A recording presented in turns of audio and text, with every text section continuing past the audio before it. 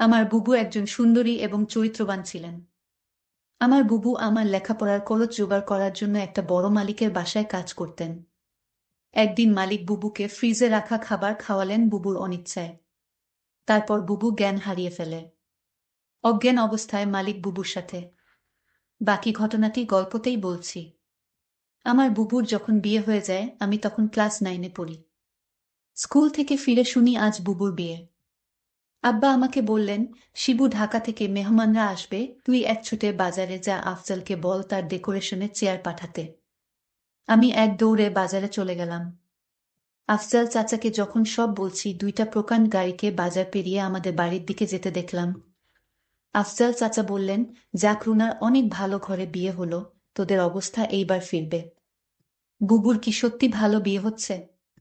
আমি জানি না। আমি শুধু জানি বুবু চলে যাচ্ছে আমাদের বাসা থেকে। তারপর কি হবে? কে আমাদের খাবার রেঁধে দেবে? কে আমাকে চুপি চুপি তার মাটির ব্যাংক ভেঙে আমাকে মেলায় যাওয়ার টাকা দেবে? বুবুকে ছাড়া যে আমার জীবন চলতে পারে আমি সেটা কল্পনাও করতে পারি না। কলেজের এক প্রোগ্রামে আমার সুন্দরী বুবুকে দেখে নাকি দারুণ পছন্দ করেছে এক বড়লোকের ইঞ্জিনিয়ার ছেলে। তার চাপে পড়েই তার পরিবার রাজি হয়েছে এই বিয়েতে।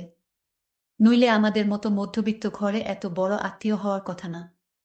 সবাই বলাবলি করছে বুবুর কারণে এইবার আমাদের ভাগ্য ফিরবে। আমার জন্মের সময় আমার মা মারা যান, বুবুর বয়স তখন 8। আমার স্কুল শিক্ষক আব্বা আর বিয়ে করেননি, বুবুই মানুষ করেছে আমাকে। আমার জগত ঘিরে তাই আমার বুবু। বিয়ের আসরটা হয়ে গেল দায়সারা ভাবে। বিয়ে নাকি দুই পরিবারের বন্ধন, কিন্তু আমার সেটা মনে হলো না। পাত্রের বাবা সারাক্ষণ মুখ কালো করে রাখলেন। পাত্রের ছোট মামা আমাদের ঘর বাড়ি উঠান ঘুরে ঘুরে দেখলেন, মাঝে মাঝে নাক সিটকালেন, আমাকে ডেকে বললেন, তুমি কোনো ক্লাসে পড়ো? আমি কিছু বলার আগেই কেউ একজন বলল, শিবু পাইলট স্কুলে পড়ে, ফার্স্ট বয়, 5-এ বৃত্তি পেয়েছে, ক্লাস 9-এও পেয়েছে। আমার লজ্জা লাগলো, কিন্তু ছোট মামা শুধু একটু নাক সিটকালেন। সেদিন গাড়িতে ওঠার আগে বুবু যখন আমাকে জড়িয়ে ধরে নিঃশব্দে কাঁদছিল তখনও আমার কষ্ট লাগছিল। 3 দিন পর নতুন জামাইয়ের বউ নিয়ে নাই ওর আসা কথা। আব্বা পাড়া প্রতিবেশীদের নিয়ে রান্নাবান্নার আয়োজন করলেন। একটা গাড়ি ভাড়া করে নতুন জামাইকে আনতে পাঠালেন, গাড়ি ফেরত এলো। নতুন জামাই আসতে পারবে না, তার কোনো জরুরি কাজ পড়ে গেছে, পরে সময় করে আসবে। বুবু আসলো আরও মাস 3 পর। একটা সাদা রঙের গাড়ি থেকে বুবু নামল। আমি ছুটে গেলাম। আমি বুবুকে জড়িয়ে ধরতে গিয়েও থমকে গেলাম। গায়ে দামি ফিনফিনে শাড়ি, মুখে পার্লার থেকে করা করা মেকআপ, ব্ল্যাক করা বাঁকানো ভ্রু আর স্ট্রেট করা চুলে আমার বুবুকে কেন জানি হঠাৎ অচেনা লাগলো। আব্বা দৌড়ে এলেন, জামাই আসেনি? না আব্বা, সাইটের কাজে গেছে। বুবু আব্বাকে ধরে কিছুক্ষণ কাঁদল। আমি সারাদিন বুবুর আশেপাশে ঘুরঘুর করলাম, কিন্তু বুবুকে কেমন আনমনা দেখলাম। শুধু একবার আমাকে জিজ্ঞেস করল, শিবু পড়াশোনা করছিস তো ঠিকমতো? রাতে আমার ঘুম এলো না, বড্ড অভিমান হলো। বুবু অনেক বদলে গেছে। এই অল্প দিনে এত বদলে যেতে পারে মানুষ? বুবু 3 দিন থাকলো, শেষের দিন দুলাভাই এলেন বুবুকে নিয়ে যেতে। দুলাভাই দেখলাম বেশ গম্ভীর। আমাকে ডেকে বললেন, কি রে শিবু, পড়াশোনা করিস ঠিকমতো, নাকি সারাদিন বাদরামি? আমি কিছু বললাম না। দুলাভাই আসার পর থেকেই বুবুর মুখটা কালো হয়েছিল, কারণও দেখলাম তার। আমাদের সামনেই কপাল কুঁচকে 2বার বুবুকে ধমক দিলেন দুলাভাই। বুবু চলে যাওয়ার পর সেই রাতে আব্বা আমার ঘরে এলেন, অপরাধীর গলায় বললেন, শিবু তুই তো অনেক বড় হয়ে গেছিস। বলতো তো আমি কি কোনো ভুল করলাম? আমি হয়তো সত্যি বড় হয়ে গেছি। মনের কথা চেপে বললাম, কেন সেটা বলছেন? বুবু অনেক ভালো আছে। কিন্তু আমি ঠিক জানি আমার বুবু ভালো নেই। বুবুর হাতে কালশিটে দাগ দেখেছি। আমার হাসি খুশি বুবু কেমন গুটিয়ে গেছে মাত্র 3 মাসে। এর ঠিক 1 বছরের মাথায় আব্বাজান মারা গেলেন। আমি একা হয়ে গেলাম। পাড়া প্রতিবেশীরা বুবু দুলাভাইকে চেপে ধরলেন আমাকে নিয়ে যাওয়ার জন্য। বুবু উৎকণ্ঠা নিয়ে দুলাভাইয়ের মুখের দিকে তাকাল। দুলাভাই কিছুক্ষণ ভেবে বললেন, শিবু চলুক, কাজে লাগবে অনেক। কাজেই আমি আমার বইখাতা নিয়ে বুবুর বাসায় উঠলাম। দুলাভাইয়ের পোস্টিং তখন আমাদের গ্রামের কাছেরই শহরে। ছোট ছিমছাম 2 রুমের বাসা। আমি এক রুম ভাগে পেলাম। শহরের একটা স্কুলে ভর্তি হলাম। দুলাভাই চাকরির পাশাপাশি কন্ট্রাক্টরি ব্যবসা করতেন। একদিন আমাকে বললেন তার সাইটে গিয়ে কাজ তদারকি করতে। আমার স্কুলের ক্লাস মিস হতে লাগলো। আমি বইখাতা নিয়ে কাজের সাইটে চলে যেতাম। সারাদিন কাজ শেষে বাসায় ফিরে খুব ক্লান্ত লাগত। আমার রেজাল্ট খারাপ হতে শুরু হলো। বুবু একদিন ভয়ে ভয়ে দুলাভাইকে বলল, শিবু ভালো ছাত্র, ওর পড়াশোনায় ক্ষতি হচ্ছে না তো? দুলাভাই তেতে উঠলেন, গরিবের ছেলে, খেটে খেতে হবে। পড়াশোনা করে কি হবে? যতটুকু দরকার ততটুকু শিখলেই হবে। বুবু তাড়াতাড়ি বলে উঠলেন, ঠিকই তো শিবু, পড়াশোনা করে প্রতিষ্ঠা পেতে সময় লাগবে। তুই দুলাভাইয়ের সাথে কাজ শেখ, অনেক কাজে লাগবে। আমি বুবুর কথায় অবাক হয়ে গেলাম। এই বুবুই আমাকে তৈরি করেছে, সবসময় বলতো পড়াশোনা করে একদিন অনেক বড় হতে হবে। পড়াশোনা ছাড়া আমার আর কোনো কাজ নেই। আজ কত পরিবর্তন! আমি দুলাভাইয়ের সাইটে কাজ দেখতে লাগলাম। ক্লাস 9-এর একটা কিশোরের জন্য নিশ্চয়ই খুব সহজ কাজ না। কিন্তু আমি শিখতে লাগলাম, সাথে পড়াশোনায় করতাম সাইটে। সাইটের লোকজনের কাছেই খবর পেতাম দুলাভাইয়ের কর্মকাণ্ড নিয়ে। দুলাভাই আরো কয়েকজনের সাথে প্রেম করে বেড়ায়। আমি টের পাই। মাঝে মাঝে বুবুর চাপা কান্নার আওয়াজ পাই। সকালে কিছু কিছু দিন বুবুর হাতে নতুন কালশিটে দাগ বুবু লুকাতে চেষ্টা করে। আমি বুঝেছি দুলাভাই বুবুকে অন্যায় অত্যাচার করে। আমার বুবু অনেক বদলে গেছে। আমার মনে হয় আমাকে নিয়ে বুবু ভারী অস্বস্তি বোধ করে। কেমন পালিয়ে বেড়ায়, দেখা হলে ঠিকমতো কথা বলে না। মাঝে মাঝে দুলাভাই বুবুকে পার্লার থেকে সাজিয়ে পার্টিতে নিয়ে যায়। আমার অবাক লাগে। তবু এক একটা দিন যখন বাসায় দুলাভাই থাকে না, হঠাৎ সেই পুরান দিনের মতো বুবু তেল নিয়ে এসে বলে, শিবু আয় তোর মাথায় দিয়ে দিই। আমার চোখে পানি আসে। আমি লুকাবার চেষ্টা করি। একদিন অনেক রাতে ফিরে দুলাভাই আমাকে ঘুম থেকে ডেকে তুললেন। আমি জেগে দেখি দুলাভাই প্রচণ্ড রেগে আছে। আমাকে বললেন, হারামজাদা, তোকে আমি সাইট দেখতে দিছি আর তুই সেখানে পড়াশোনা করিস? আমি চুপ করে দাঁড়িয়ে রইলাম। হঠাৎ করে দুলাভাই আমার চুলের মুঠি ধরলেন। বল, আজ সাইট থেকে 1 লাখ টাকা চুরি করেছে কে? নাকি তুই করেছিস? আমি অবাক হয়ে গেলাম। সাইটের টাকা পয়সা সংক্রান্ত কোনো কিছুর সাথেই আমি জড়িত না। আলাদা অ্যাকাউন্টস আছে। তবু বললাম, আমি কিছু জানি না দুলাভাই। তুই জানিস না? কেন জানিস না? তুই এর সাথে জড়িত শিওর? আমার খেয়ে আমার সাথেই দাওতাবাজি। দাঁড়া। দুলাভাই তার বেল্ট দিয়ে আমাকে মারতে আরম্ভ করলেন। আমি সারা জীবনে কখনো মার খাইনি। পরিবারে আদরে মানুষ হয়েছি, স্কুলে ভালো ছাত্র হওয়ায় স্যারেরা অত্যাধিক স্নেহ করতেন। আমি দেখলাম বুবু পাথরের মতো দাঁড়িয়ে আছে। দুলাভাই একসময় ক্ষান্ত দিয়ে চলে গেলেন। আমি সারা রাত বিছানায় শুয়ে কোকালাম। চেষ্টা করলাম মুখ দিয়ে শব্দ না করতে। আব্বা মৃত্যুর আগে বলেছিলেন, শিবু, পুরুষ হয়ে গরিব ঘরে জন্মাইছিস। সামনে অনেক কষ্ট আসবে, শক্ত থাকবি। কখনো কাঁদবি না। পুরুষদের কাঁদতে নেই। পরদিন সকালে আমার ঘুম শরীরে হালকা জ্বর নিয়ে। উঠে দেখি বুবু বসে আছে আমার শিয়রে। শিবু, উঠতে পারবি? আমি মাথা নাড়লাম। হ্যাঁ। তাহলে চল। তাকিয়ে দেখি বুবু একটা ব্যাগ গুছিয়ে রেখেছে।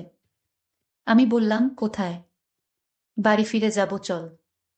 তুই আবার ভালো করে পড়াশোনা শুরু করবি, আমি দরকার হয় বাসায় কাজ করব। দুইজনের একটা ব্যবস্থা হয়ে যাবে।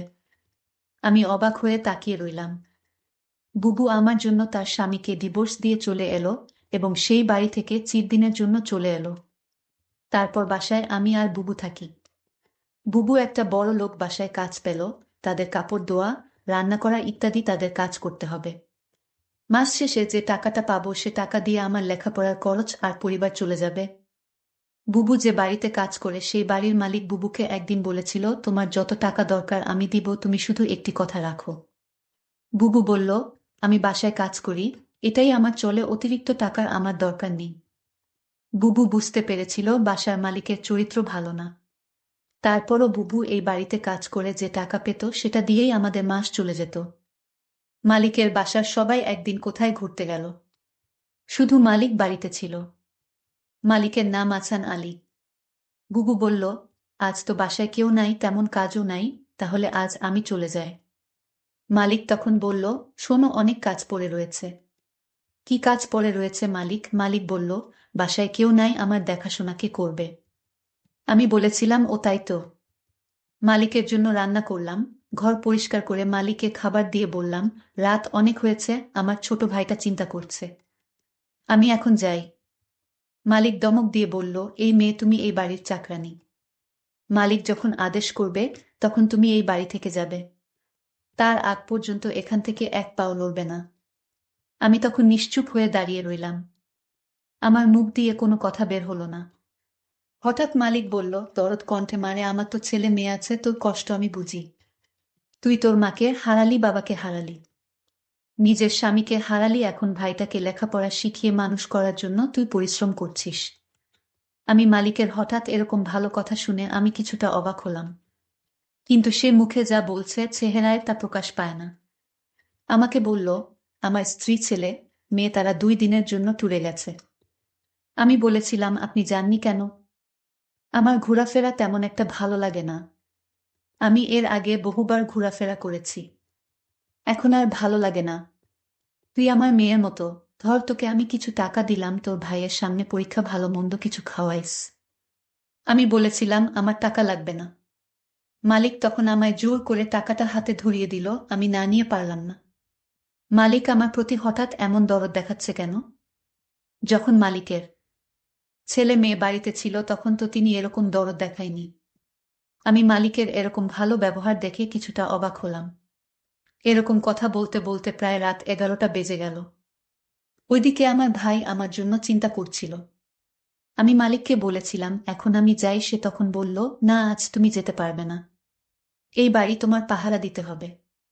আমি বলেছিলাম, দেখুন সাহেব, আমার ডিউটি তো সকাল 6টা থেকে সন্ধ্যা 6টা পর্যন্ত। মালিক তখন আমাকে অবাক করে বলল, তাই বলে যদি আমার সমস্যা হলে তুমি দেখবে না? আমি তো তোমারে আমার মেয়ের মতোই দেখি। মালিকের কি উদ্দেশ্য ছিল আমি তা জানি না, তবে এইটুকু বলতে পারি মালিক তেমন ভালো না। তবে আজ আমার সাথে সে খুব ভালো ব্যবহার করল। তবে এর আগে যে আমার সাথে ব্যবহার খারাপ করেছিল তা বলছি না। তবে লোকের মুখে শুনি মালিক ভালো না। কিন্তু আজ মালিক আমাকে কিছুতেই বাড়ি যেতে দিচ্ছে না কেন? আমি সেটা নিয়ে দুশ্চিন্তায় পড়ে গেলাম। এর মধ্যে মালিক বলল, আজ আমি নিজ হাতে খাবার তৈরি করেছি।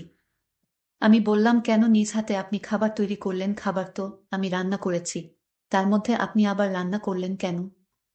আরে না মা, সেই খাবার না, ফ্রিজে আমার স্ত্রী আমার জন্য কিছু ভালো খাবার আলাদা রাখতো, সেই খাবার নিয়ে আসলাম।